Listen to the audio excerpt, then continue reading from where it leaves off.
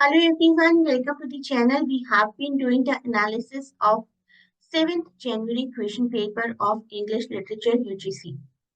25 questions हम already cover कर चुके थे और आज शुरुआत करेंगे क्वेश्चन नंबर 76 से। कट ऑफ का एनालिसिस मैं आपको ऑलरेडी प्रोवाइड कर चुकी हूँ।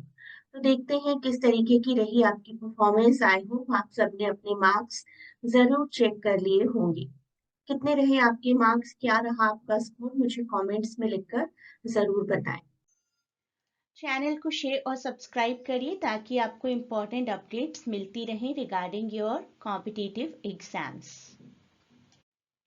अब देखते हैं अपना क्वेश्चन नंबर 76 और मैच करना है हमें लिस्ट ए और लिस्ट बी को। एंड द राइट आंसर मैं आपको ऑलरेडी बता देती हूँ, that is option A. Kamala Markanda के साथ हम मैच करेंगे position. P Sivakami grip of change Delhi university में भी पढ़ाया जाता है। मेरा एक वीडियो भी आप देखना चाहें तो देख सकते हैं। अनीता देसाई का क्राई द पीकॉक तो काफ़ी पॉपुलर है ही, साथ ही साथ राज्य लक्ष्मी देवी का द इंचैंटेड फ्रूट। तो इस तरीके से ऑप्शन 1 हमारा राइट आंसर हो जाता है। Next question, who said the introduction of foreigners does not necessarily destroy the nation they merge in it? बड़ी ही कंट्रोवर्शियल सी स्टेटमेंट है, अगर आज की डेट में आ जाए तो कोई ना कोई रॉयट्स हो जाएंगे। The introduction of foreigners does not necessarily destroy the nation. Can you imagine? This is said by Mahatma Gandhi ji in Hind Swaraj.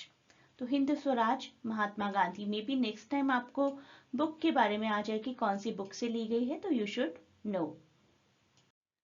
UGC का पेपर आई से कि मुश्किल नहीं कॉम्प्लिकेटेड होता है।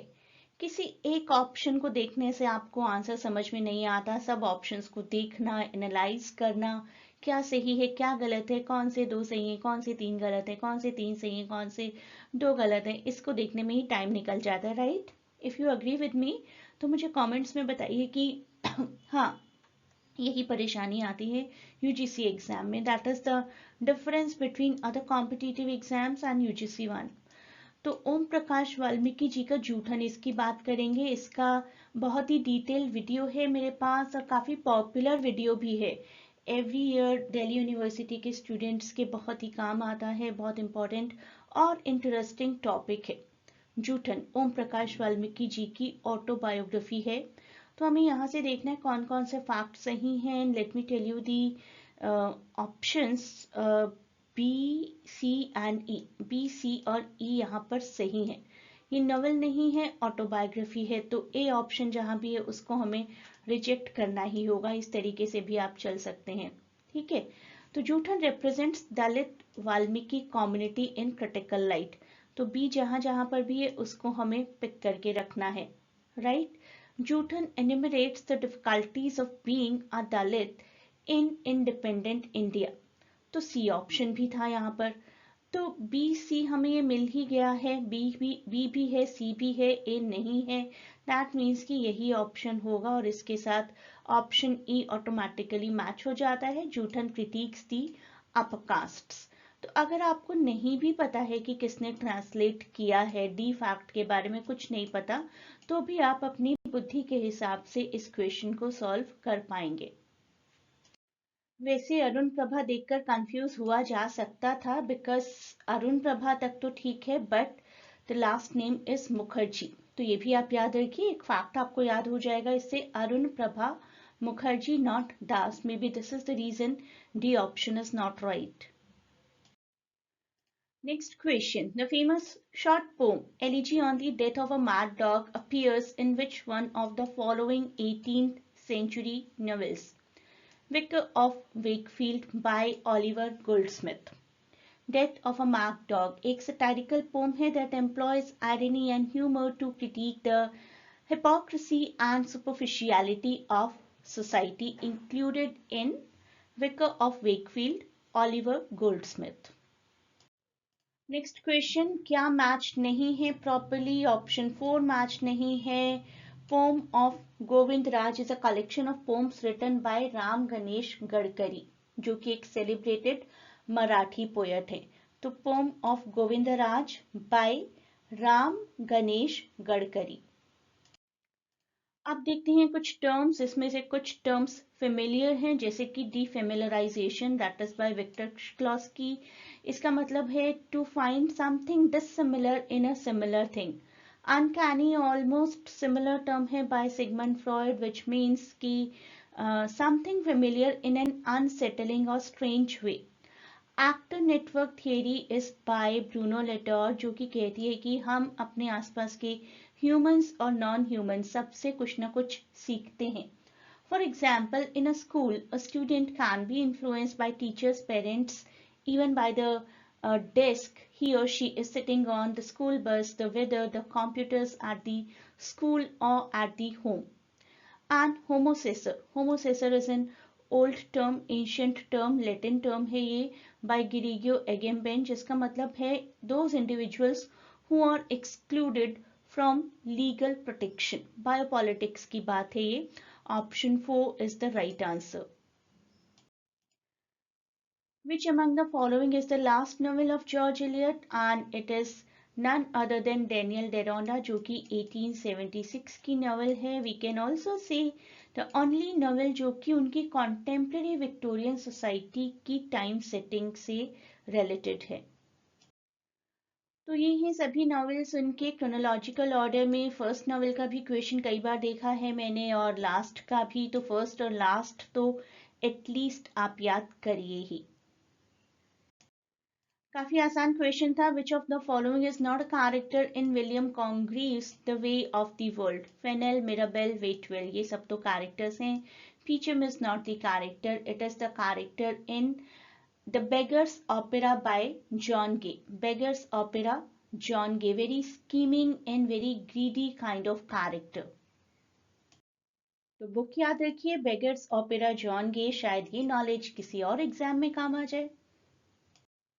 Next question, which of the following works of R. K. Narayan were published after independence? एक तो for sure है इसमें से कि गाइड है ही. गाइड को जब अवार्ड ही 1950s में मिला था साहित्य अकेडमी, तो वी कैन से कि ये तो आफ्टर इंडिपेंडेंस थी. और स्वामी एंड फ्रेंड्स नहीं थी, ये फर्स्ट है 1935 का. तो इस हिसाब से आप कुछ ना कुछ अनुमान लगा सकते हैं. देखिए ये ऑप्शन आपका कैंसिल हो जाएगा. ये ऑप्शन बिल्कुल भी नहीं होना चाहिए, क्योंकि यहाँ पर तो स्वामी एंड फ्रेंड्स आ रहा है. ये ऑप्शन भी बिल्कुल भी नहीं होना चाहिए. तो ऐसा कोई ऑप्शन बचता है जिसमें गाइड है. तो इस तरीके से आप पता लगा सकते हैं अगर आपको बाकी सभी ईयर्स नहीं भी पता. Financial expert was in 1952 and guide was published in 1958. तो इस तरीके से थोड़े से ट्रिक्स एंड टिप्स आपको अप्लाई करने पड़ेंगे, क्योंकि हर चीज का, हर टॉपिक का, हर ईयर याद रखा जाए नहीं. We are humans, not computers. Gothic novel क्या होता है थोड़ा बहुत हम जानते ही हैं. तो देखते हैं यहाँ से किस तरीके से टिप्स ट्रिक्स अप्लाई कर सकते हैं. Appeared in 14th century American literature. No, नहीं. 1764 में तो फर्स्ट गॉथिक नॉवेल था ना, castle of Otranto by Horace Walpole. तो ये स्टेटमेंट तो रॉन्ग हो जाता है. बी को लेकर थोड़ा कंफ्यूजन हो सकता है. Often uses the medieval form of architecture as setting. To some extent seems true. अभी इसको हम रिजर्व में रखते हैं. It is a form of baroque art. इसको भी थोड़ा सा हम रिजर्व में रखते हैं. It represents a style of mosaic and fresco wall painting. ये नहीं है. It aims at evoking chilling terror by exploiting mystery and variety of horrors. तो ये पॉइंट तो है फॉर श्योर. तो ई है, ए नहीं है और डी नहीं है. अब हमें पॉइंट देखना है कि कहाँ कहाँ पर ई है. ई यहाँ पर भी है, ई यहाँ पर भी है.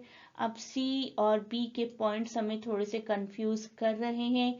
इनमें से बी को मैं ज्यादा वेटेज दूंगी कि आर्किटेक्चर, क्योंकि कहा जाता है कि गॉथिक आर्किटेक्चर में भी रिफ्लेक्टेड था. तो we will go for the combination of B and E.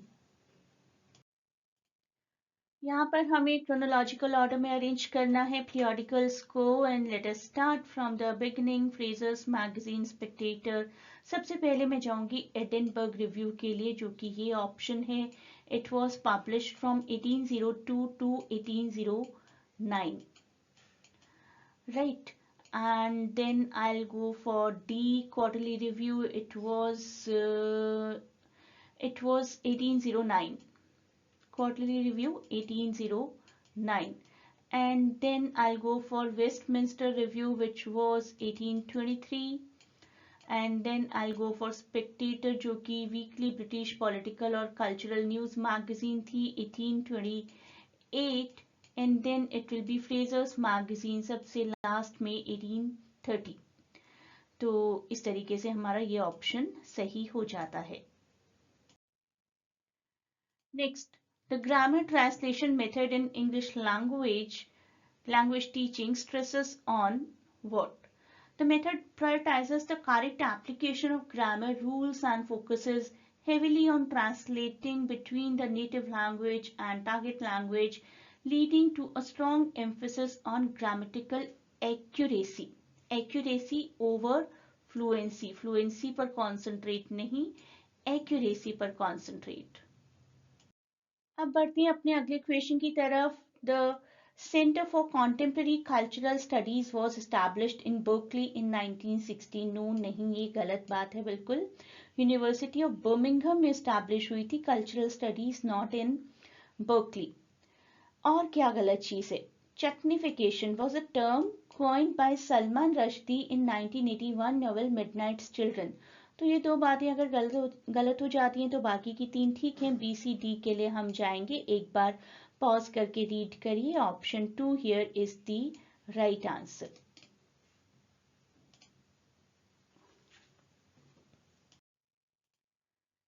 Next question. यहाँ पर हमें क्रोनोलॉजिकल अरेंज करना है कुछ पोएट्रीज को, पोएट्स को. तो यहाँ पर हम देख सकते हैं आसानी से कि विलियम ब्लेक इनमें से सबसे पुराने राइटर थे और उनकी पोएट्री सबसे पहले की होनी चाहिए. तो जो ऑप्शन ए से शुरू हो रहा है या तो ड्रॉप हो जाएगा या ठीक होगा, है ना. इससे बेटर तो कुछ नहीं हो सकता. तो टाइगर देखते हैं सबसे पहले. Tiger was 1794. तो सबसे पहले ऑप्शन ए आ गया हमारा राइट. इसके बाद हम देखेंगे 1794 के बाद हमारे पास कौन सा ईयर आ रहा है. That is 1798. ऑप्शन डी है यहाँ पर. राइम ऑफ एंशिएंट मैरिनर, इसका ईयर ही है 1798. लिरिकल बैलेड में पब्लिश हुई थी ना, वी नो दैट. और इसके बाद हमें ऑप्शन गिवन है B, that is solitary reaper, that is in 1807 by William Wordsworth. तो यस, ये भी ठीक है. इसके बाद हम देखते हैं E option, that is ode to autumn, and this was ode. सारी ऑड्स उन्होंने 1819 में ही लिखी थी. तो it will be option E. And सबसे लास्ट में डी, दैट इज सबसे लास्ट में C, that is Adonis.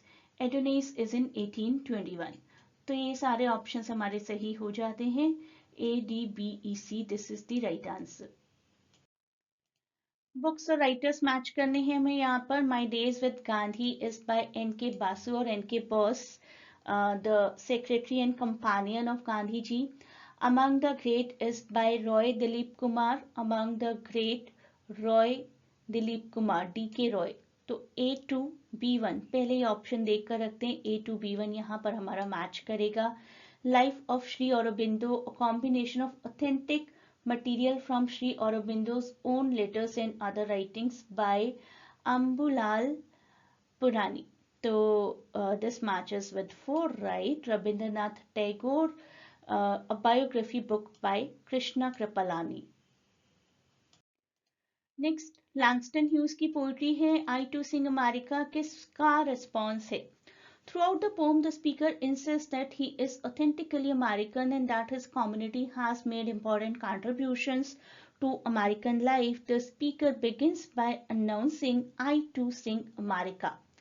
And this is an allusion to a poem by Walt Whitman. Walt Whitman की poetry थी I Hear America Singing. Walt Whitman, I Hear America Singing, and a response, I too sing America, Langston Hughes. So option 2 here is the right one.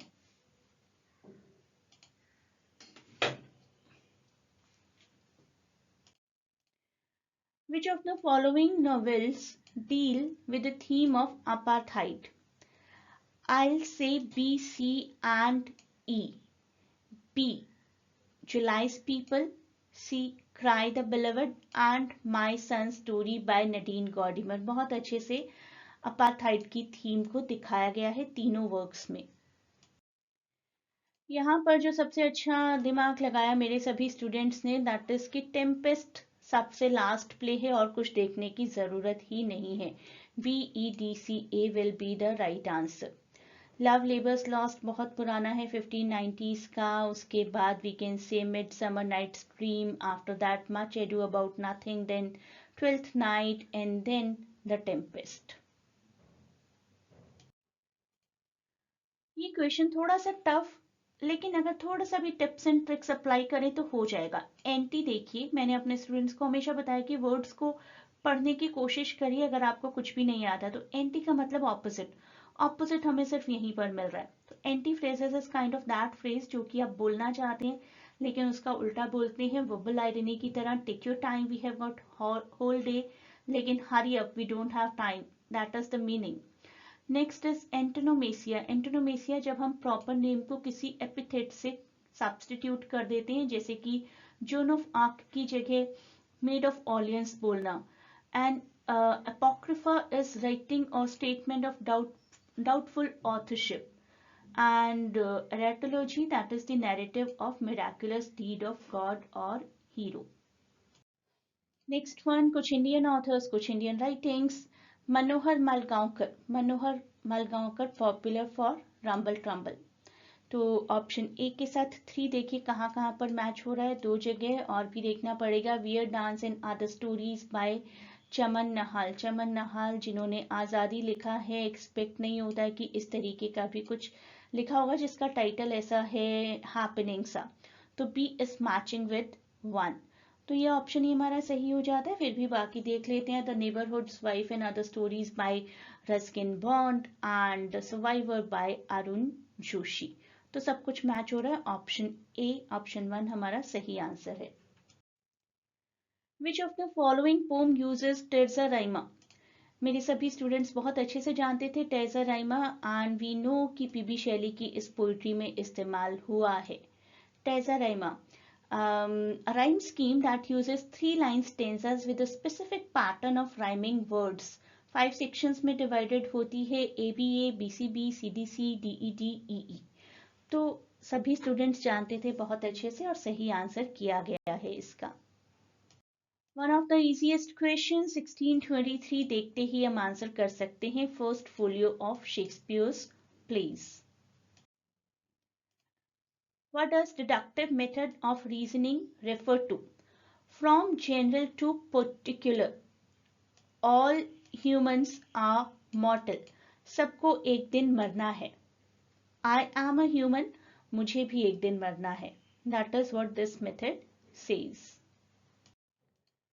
Question 99, bodies that matter, a world of difference, a literature of their own, vamps and tramps।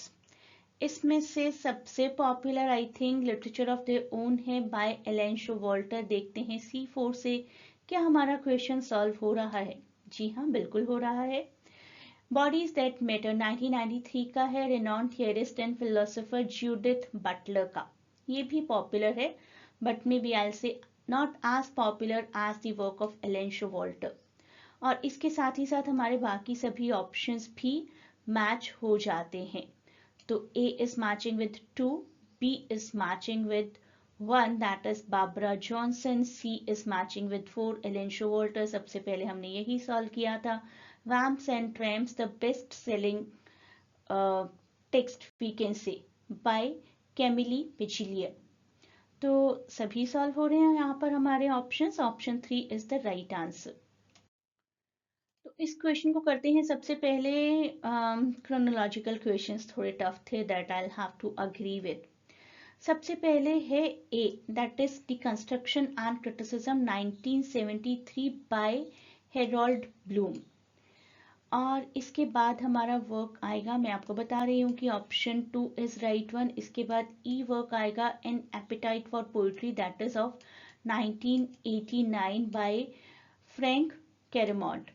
और इसके बाद हमारा D work आएगा the western canon, that is 1994 by Harold Bloom again. और इसके बाद C work आएगा, that is literary theory and claims of history, काफ़ी लंबा सब टाइटल है, पोस्ट मॉडर्निज्म ऑब्जेक्टिविटी 1997, राइट, तो दिस वन इज 1997। और इसके बाद है B multi culturalism roots and realities, that is 2002। तो option 2 is the right answer. तो 25 क्वेश्चंस हमने कर लिए हैं कवर, और ये सीरीज कंटिन्यू रहेगी जब तक हम पूरा क्वेश्चन पेपर नहीं कर लेते। पहले मैं आपको पेपर 2 करवाऊंगी और फिर पेपर 1।